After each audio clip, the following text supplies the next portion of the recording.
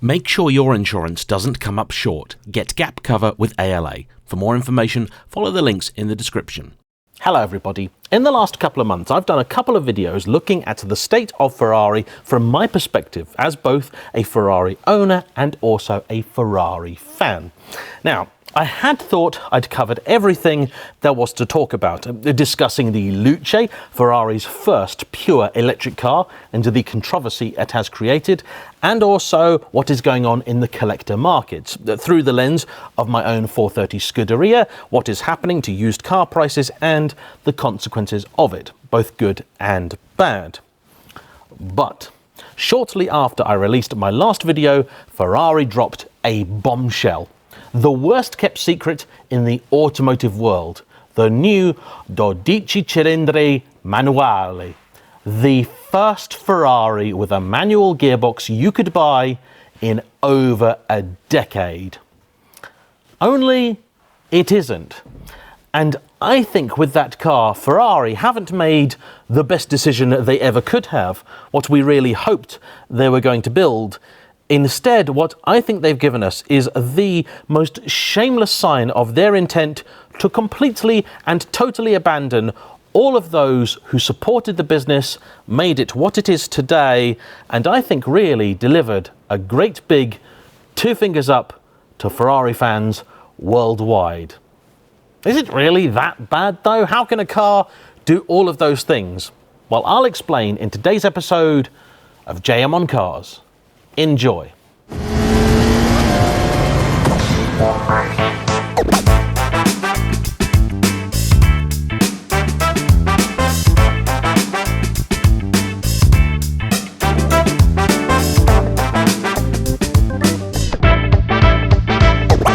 Now you might be wondering what on earth it is I'm doing talking about high-end Ferraris from the interior of a stripped out Mini. Well, a couple of things. First off, I'm down here at our top secret JayEmm on Cars / Friendly Faces Car Club headquarters inside a hollowed out volcano just off the A12. My good buddy Will has been working on the BX, and he's also installed this, a new dashcam system sent to us by the lovely people at Wolfbox.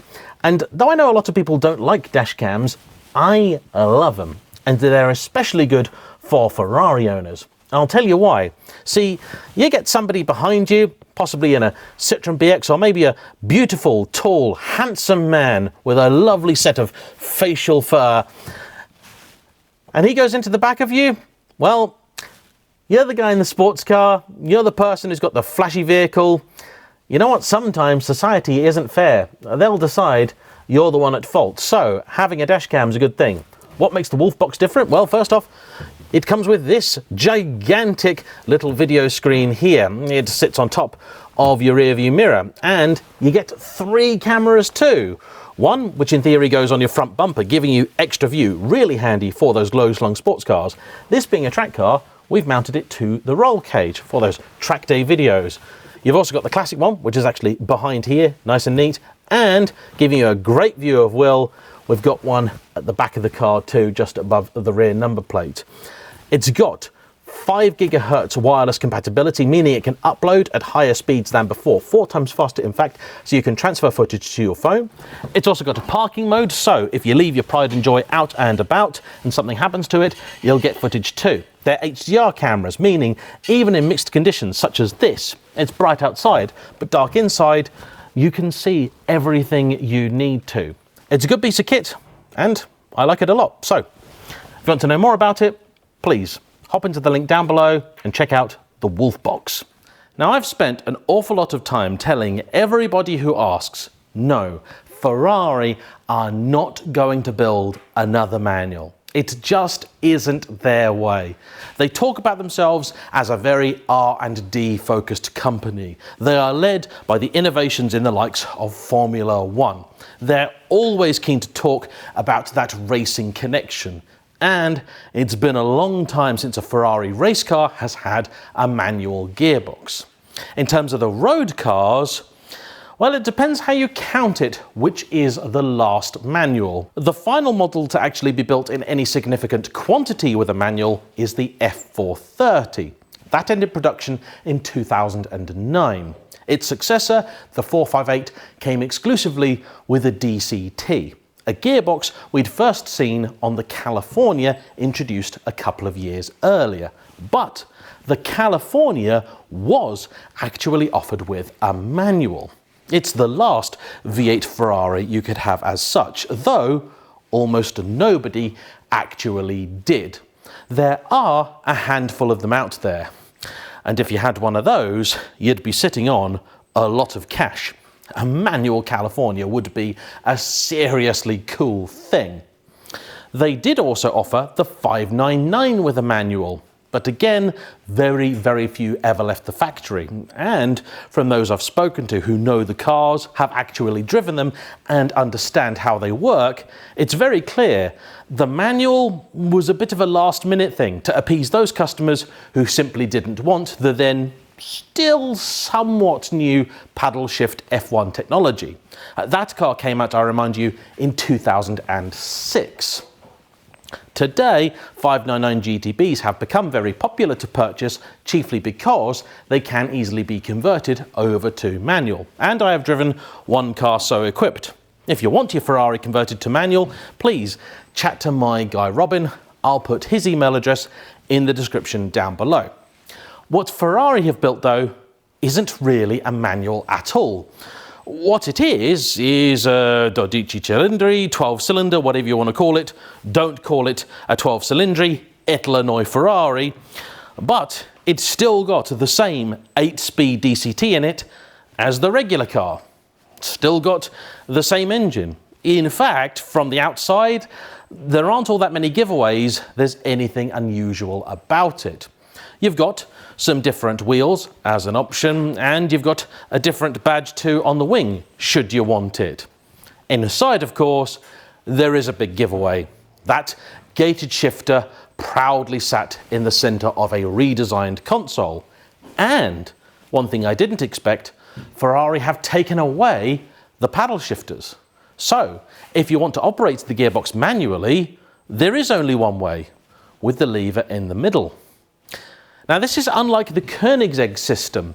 Now, that operates in a very different fashion, but it's still ultimately gearbox by wire. It's still got a clutch pedal, still got a gear lever, but they are communicating electronically. Ferrari, of course, spent a lot of time making the gearbox feel like a proper manual, but it simply isn't one. Do you like that?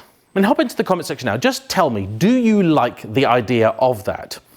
In some ways, I suppose this was maybe the only way they were ever going to be able to do this, because manual gearboxes today, well, there aren't that many out there. To build one to cope with the power and torque that the 12Cilindri can make, as well as fit in a transaxle configuration, there aren't a lot of choices. There's a reason that Corvette moved away from having the manual gearbox option. It made their life easier in so many different ways. Not just sourcing a gearbox, but also being able to develop a whole architecture, a whole interior around having simply one gearbox option. I don't doubt significant work went into making this whole thing operate. And from those I know have played around with all the stuff Ferrari had set up, it is apparently very nice to touch and use. Although on the road, of course, it means it's not going to be quite as quick as one with the flappy paddles. And that does confuse me, because I would have thought the perfect way to have those cars is on the road with that gated shifter, then on track with the flappy paddles. Now you have to choose. In the Koenigsegg, you don't. The other genius, of course, in the way Ferrari have done things is it is impossible to money shift the car. In theory, for the most part, it'll just do exactly what you tell it to. I'm not sure if, like the Koenigsegg system, it'll let you stall the car, but if you want to just bump into the red line, you can do that. What you can't do, though, is go from 6th to 1st when you're already at the red line. Should you want 7th and 8th, by the way, the only way to get that is to stick the car into drive mode.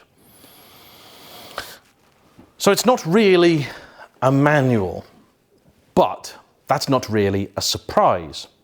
What nobody was certain about while we knew the car was coming was exactly how much it was going to cost and how many they were going to make. Now we do.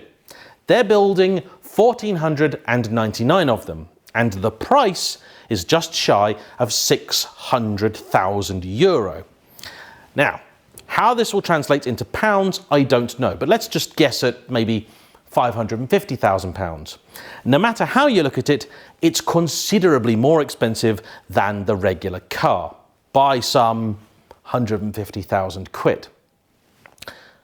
And that does feel like a lot for what is really a fancy Logitech shifter in the middle of your 12Cilindri. Of course, Ferrari aren't stupid, and what they're doing here is saying, look, you're not really paying for all of that stuff. You're paying for the limited edition nature of the car. The first people that will get offered this are those who've got a 12-cylinder, probably those who've got the old 812 Competizione, so on and so forth. Ferrari's preferred customers. And like all modern day Ferraris, I'm sure the options list is just as big and terrifying as ever, meaning by the time you've actually specified your 12-cylinder manual, you might now be looking at a £700,000 car, if not more. I remind you, we live in a world now where Ferrari think it's okay and normal to ask near 25 grand for a paint job. Not a very good paint job either. As soon as you then start going tailor-made and doing all that sort of bespoke stuff, well, the sky truly is the limit. And there will be people out there buying these cars because they genuinely want it. It's a Ferrari, there have always been these people, but I think with this, they're really banking on that investor crowd, because for your ordinary driver, there's not really anything this car does that the regular one doesn't. See, when the 911 GT3 went from manual to PDK, there was an uproar.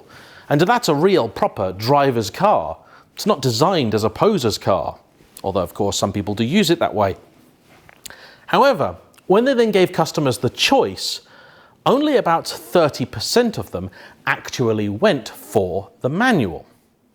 I wager if Ferrari had simply built this car and said, look, here it is, you can buy your 12-cylinder or you can buy your 12-cylinder manual. It's another, let's call it 50 grand, but you get the fake manual gearbox in it.